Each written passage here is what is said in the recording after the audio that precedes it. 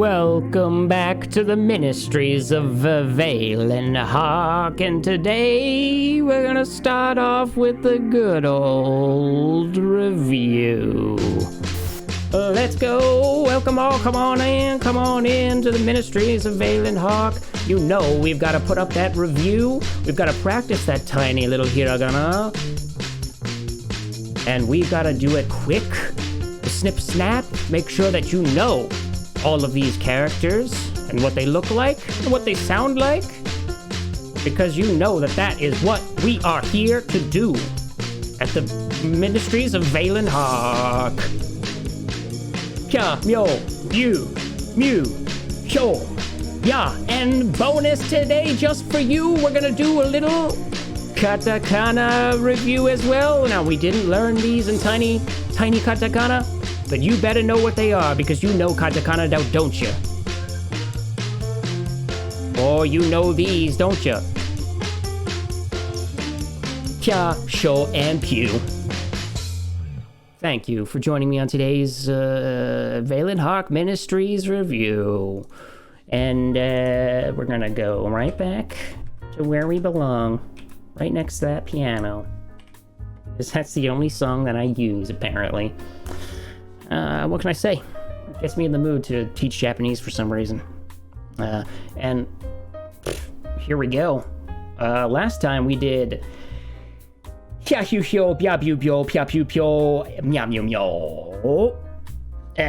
go, Tan Ding Xiang.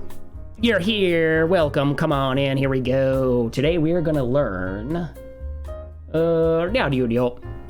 Just call me DX. I mean, I'm always gonna read your name, and then remember that you just want me to call you DX. At any rate, check it out. We're continuing on. We're going over here with our pals Wikipedia, because the Yoshida Institute has proven that they cannot be trusted, because they left off entire row down here after Myo. And what is that row? Like I just said, yeah, you, yo. All right, and we're gonna do it right now before your very eyes, okay?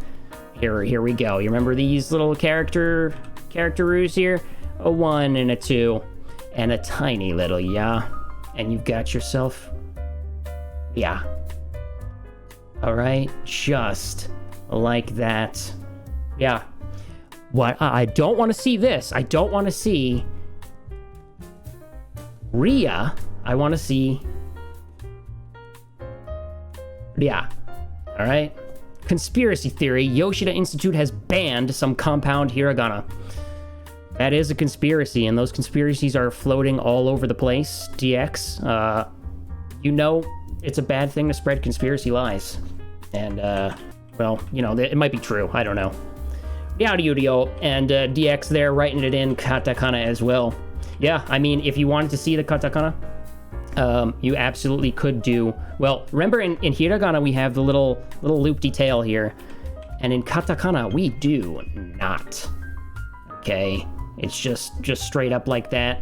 And if you wanted to do the ya, you could also do the view.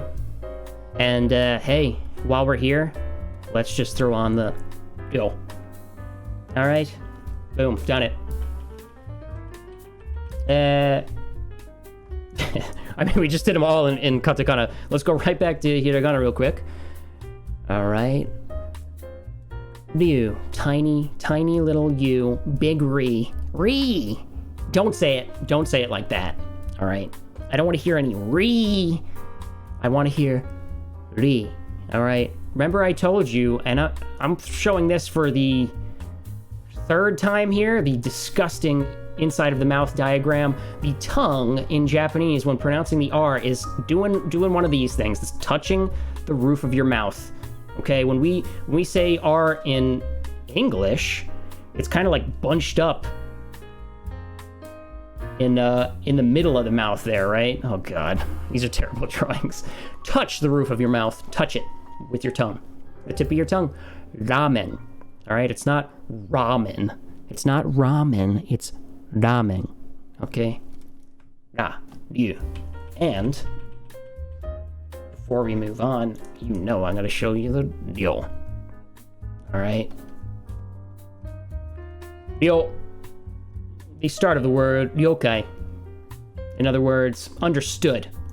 All right, you want to throw a little wordy word there. Let's ryokai. Ooh. Ryokai. If you're using it as a noun, yeah, it means comprehension, consent, understanding, agreement. But if you just say ryokai, it's like understood. All right, if you want to be a slick man, ryokai, hi. Use it all the time in the workplace. You just say ryokai. All right, look, that's the R column row. We did it. Yeah, yo. And so what you're gonna notice here is we're all done, or are we? We're not. Okay, I got one more, at least one more tiny hiragana to show you, and that is this. Well, what is this? This is tsu right here, right? But it's been made tiny tsu. And there's all sorts of reasons why I gotta show you this, but if we open up that page, you just click that tsu there, tsu, the tiny tsu, and you'll see this is called the sokon. All right, sokon is a Japanese symbol in the form of a small hiragana or katakana tsu. In less formal language, it's called chisai tsu, or chisana tsu, meaning small tsu, or tiny tsu, all right? That's what we're calling them. It serves multiple purposes in Japanese writing. All right, you got your full-sized and you got your tiny, all right? Sokon, sure, if you want to call it that, fine. We're calling it tiny tsu, both hiragana and katakana. And it is used to mark a geminate consonant. I don't want to explain what geminate means, come on. All right, basically, here's what it's gonna do. If you place a tiny tsu somewhere in a word, it's basically telling you to pause, to hold the sound that you're about to do with the next character. So an example they have here on the Wikipedia here is poki, right? Everybody's favorite treat. It is not called pocky, okay? That would be pa. You can see here we're using po, okay? Po, little tsu, ki, and nobasu. Nobasu means like it's another way to hold the tone there. Chichai, says DX. Yeah, mate is another word. Mate means like wait. You know, it's the command form of matsu, which would just be wait. So mate is like, hey, wait, right? Shotto mate. Wait a second. Yeah, so you know what we're gonna do? We're gonna throw a little vocabulary word on the barbecue here. So the word we're gonna go over today real quick is gakkou. All right. So you can see here, and this is a bonus word, by the way. You don't have to throw this into your vocabulary list just yet, because we're not going over this until several chapters into the book that I'm recommending, okay? But if you want to, here it is. Here's the kanji, right? And here is the hiragana pronunciation for it, right? And this means school. But you'll notice, let me show you the difference here. If we wrote this out in hiragana, right? Oh my god, the world's most terrible ko. You'll notice the tsu is tiny, right? Now, what's the difference here? We have no tiny tsu here. Well, the pronunciation between these two is going to be completely different.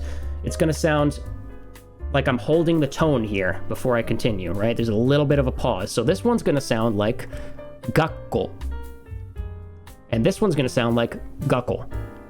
Gakkou, right? There's a difference there. And this does not mean school. As a matter of fact, this is not a commonly used word at all. And I'm going to, if we search it, there's going to be silly words that show up, yeah, like sketch. And this isn't really even a word that you'd use for sketch. You'd use like a desang or something like that. Anyway, the point is, you have to, the tiny tsu is very important because it's the difference between different words, right? And it basically means to pause. So we had, before the example was poki, right? It's not poki, it's poki. And this is gakkou. Not gakkou, right? Gakkou, right? School.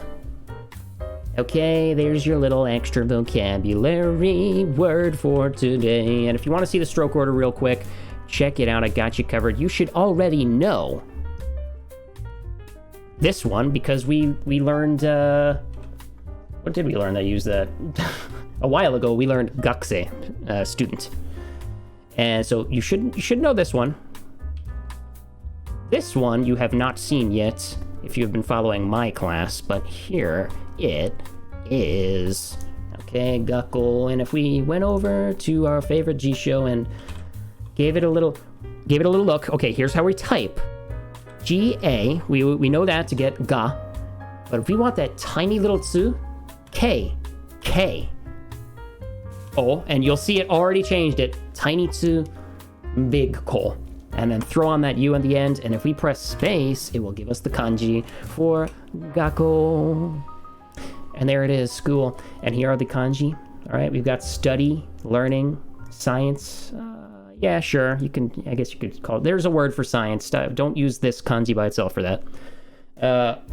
And the second kanji here, exam, school, printing, proof, correction. Yeah, mostly used in words that have to do with schools, right? School song. The whole school, the same school. Collation, fine. If you get down there in the dictionary, you're gonna find some funky ones, don't worry about it. But that is gakkou, and that is little tsu. So whenever you see little tsu, it means wait a second before you move on to the next sound, okay? And if you're not understanding this yet, don't worry, this is the first introduction, and I am going to keep throwing these words at you that have little tsu in them, all right?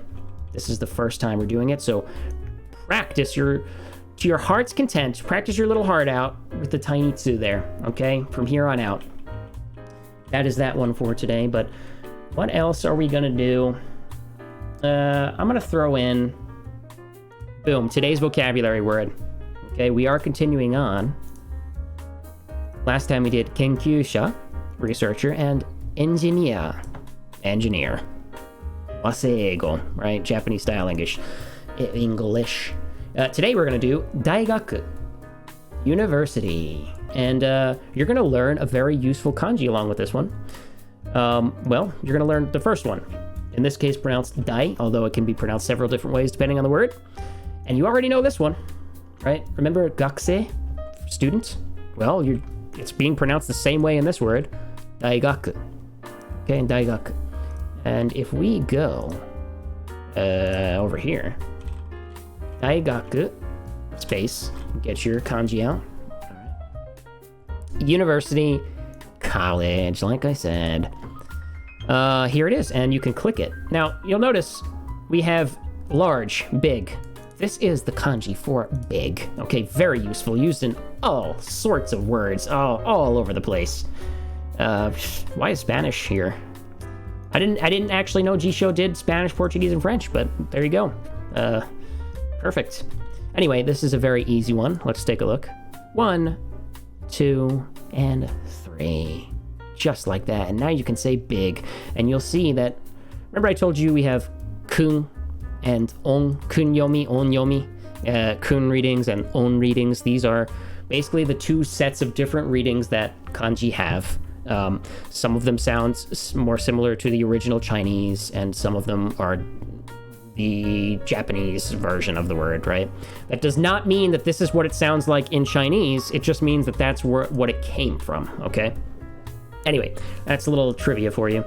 Many useful, well, common ways that you'll hear this is o and dai, all right, or tai.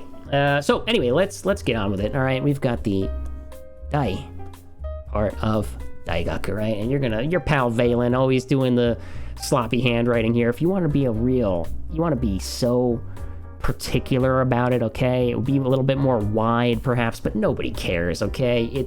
Here it is. All right, boom. And do we need to look at gaku? I mean, we've done that one several times, but look, if you want to take a look again, here you go.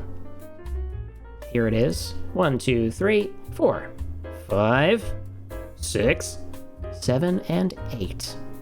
Okay, and you'll notice here, if you're gonna start going quickly like I do, you're gonna end up doing this all in one stroke a lot because it's kind of like cursive in English. You end up connecting strokes and stuff to go faster. And it's, it'll end up looking sloppier sometimes, but it's not a big deal because you're writing faster. But I want you to know that technically this portion here is 2 strokes, okay? And then you close it off with this, right? So, daigaku, all right? Oops, didn't mean to do that. What do you got here? You got yourself a big study, okay? big education. In other words, university, all right? That's a big study.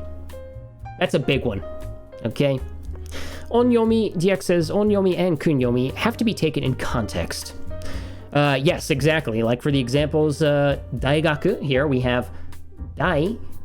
But if you said Osaka, Osaka also uses the same kanji, but in this case, it would be O for the pronunciation. Like I said, I think last time or maybe 2 times before this class, each kanji typically has several readings, at least 2. I don't know if there's any in particular that only have 1, but usually there's several readings for all of them. And by the way, when you write this in Romaji, it's not pronounced because we would want to pronounce this in English as right? Like you're such a fool, Valen. You sticking your boot on your head like that, you fool. All right, in Japanese, when people turn double O into oh, I gave myself ears for some reason. Hey there, Mickey Mouse here to tell you all about how pronunciation is done in Japanese. This is actually O, right? It's like holding the O sound. And as a translator, I never write it this way because you want whoever is reading your English to be able to read it without zero knowledge of Japanese. And so if they have zero knowledge of Japanese, they're going to read this as and that's wrong. So if you want a little translation tip while we're here, do not use this. DX, usually I write Osaka. Yeah, DX points out that you can write it like this as well. There's little pronunciation marks you can add there, like the hold the tone and stuff. That is perfectly acceptable. Lots of translators use that. I actually do not. I just write it simply as Osaka, and that is part of the. It's written in the guidelines for the prefecture that I live in, so I like to follow those guidelines as well. Boom, we've done it. We've done the big study. So that's that one. And you know what? I wanted to throw in another kanji here today. And this is the one everybody, when they come over here to Japan and they want to just practice writing calligraphy, everybody just wants to go straight for the I. They want to go straight for the love. And the reason I'm bringing this one up today is we had, I believe it was In Arrow over on Twitter who brought up the kanji I. In Arrow has been studying diligently and has been searching for kanji on his own in between our episodes here, and I do encourage that. In Arrow, that is a great idea. I applaud you for doing that. But In Arrow said, can you say like watashi ai anata? Because we've learned the words watashi, right? We've learned watashi, which means I or me, depending on the context, right? And we've also learned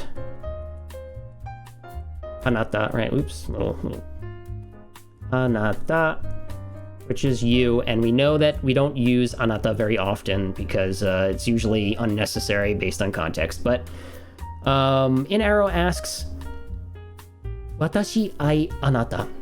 Is that possible? Because we have not learned too much of the grammar yet. No, that would be a direct translation. So if we threw in I here, this is no. And very good question. I like that In Arrow is trying to put together his own sentences already. He's definitely on the right track. There's several things going on here that you need to know. Number one is Japanese grammar is, like I said several episodes ago when we first introduced grammar, it's backwards from English. So you would say, for example, we would need the grammar particle wa Oh, so sloppy, Valen. Can they even see that? Yes, they can. Okay. Watashi wa anata o. Alright, o is a grammar particle we have not introduced yet. DX throwing the o there in the chat as well. That is correct. And then you would say, then you could throw on your kanji for love. Let me get rid of this because now it's getting hard to see. And then after that, you would need, so we would have watashi wa anata o ai shiteiru.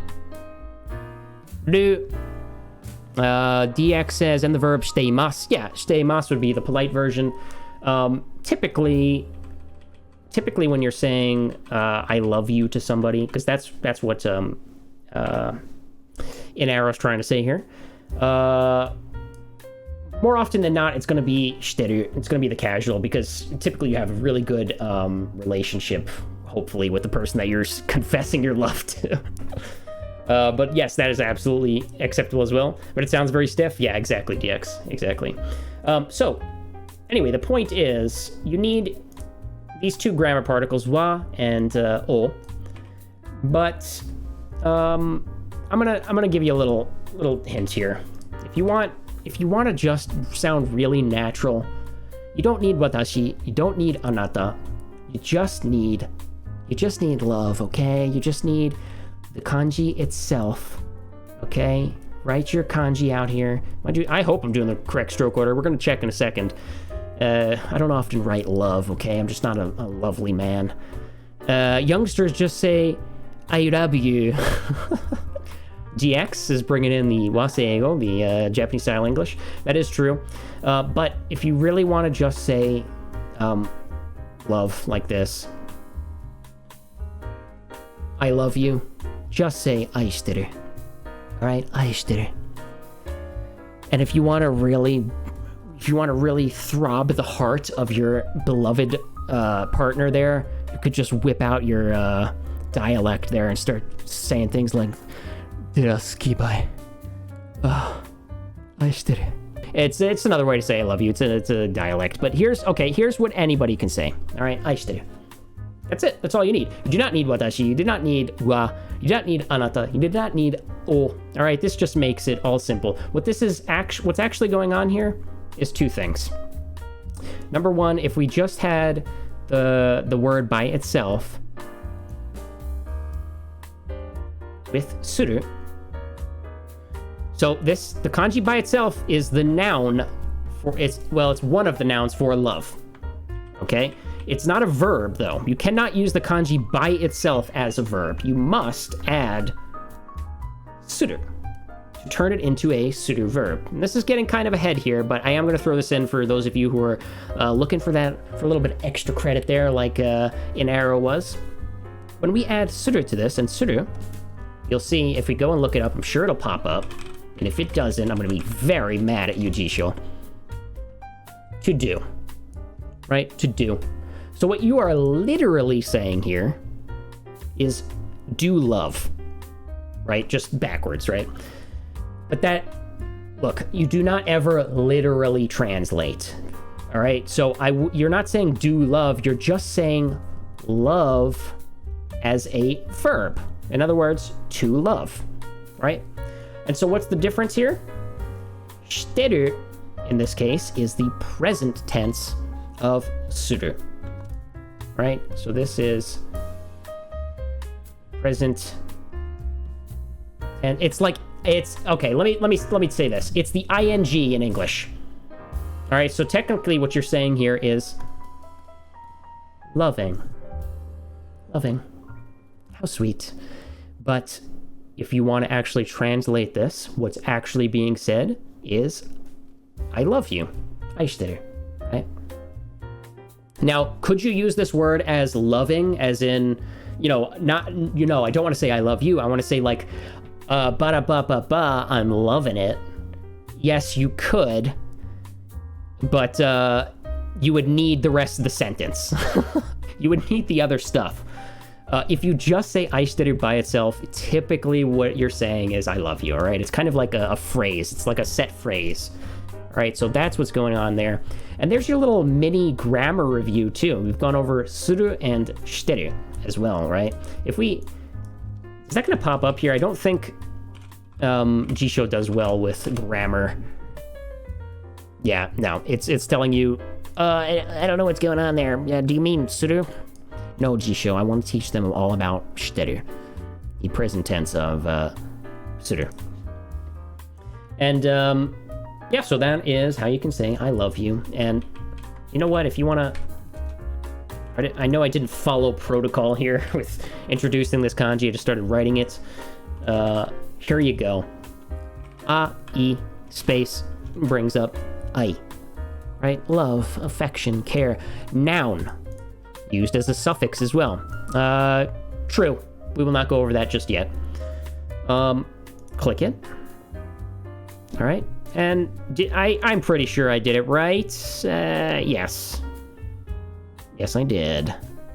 And while we're here, this kanji is actually comprised of several different parts.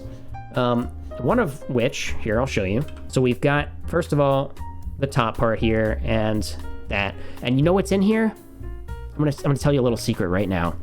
This is a squished heart. This is I, right? And if we actually did this big there, this big part here, if we type in, for example, kokoro, all right, there it is in hiragana. And if we turn it into kanji, there you go. Heart, right? Yeah, mind and spirit. It could be used colloquially as mind and spirit as well. But typically, yeah, translated as heart, if you're just saying it like that, right? In Japanese, so this is a little cultural tidbit for you. The mind and spirit and heart are kind of like one thing, right? I don't want to get too philosophical here because you can say similar things in English like that too, but that's what's going on there. So yeah, you've got your heart right there in the kanji, all right?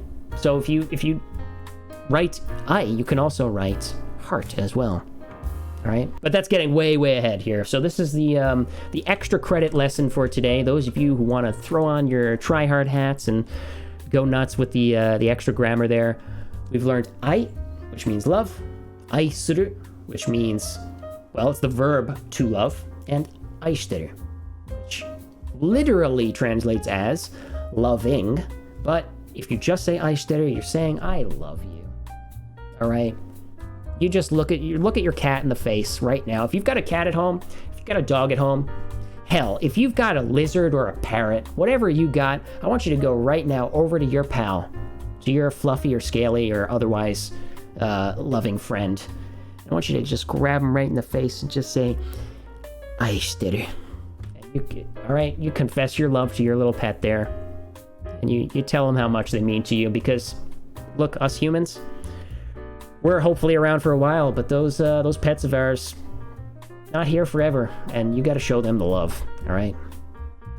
So, hey, look, we got a lot to cover still. We've got so much we've been going over. I'm going to continue on with the grammar and stuff. Of course, like I said, I don't want to overload you. If you're studying here, we had Nitrocide studying with us. We've got In Arrow, several other people who have been keeping up and sending me screenshots of their work, keeping up with the lessons here. Excellent. Good job. Keep going.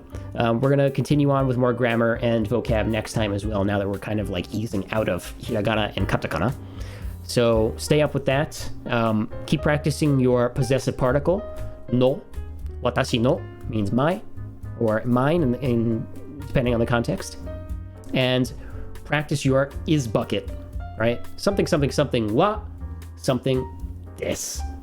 Right? Whatever is in between the wa and the des is the word is, whatever is there, right? Ano hito wa watashi no sensei desu. Right? The example we had from last time, that person is my teacher. Okay? Yeah, but that about wraps it up for today's lesson, I think. Thank you to Ironwolf571 and to Mangoat1234 and to DX. DX showing up here once in a while, giving us the friendly hello and keeping me company here in the chat.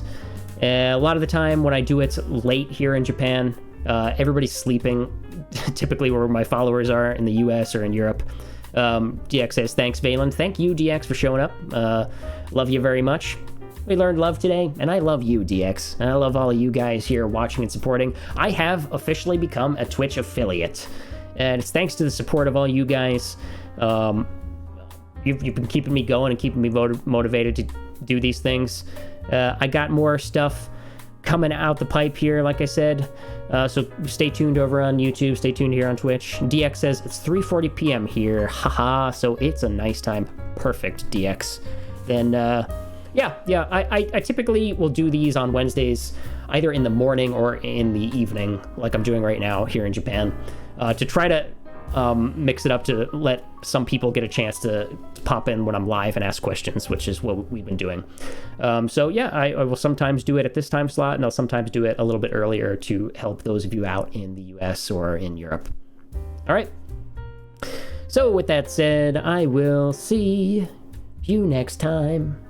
All right, everybody, DX, all the rest of you, you have yourself a good evening or morning wherever you are, and take care.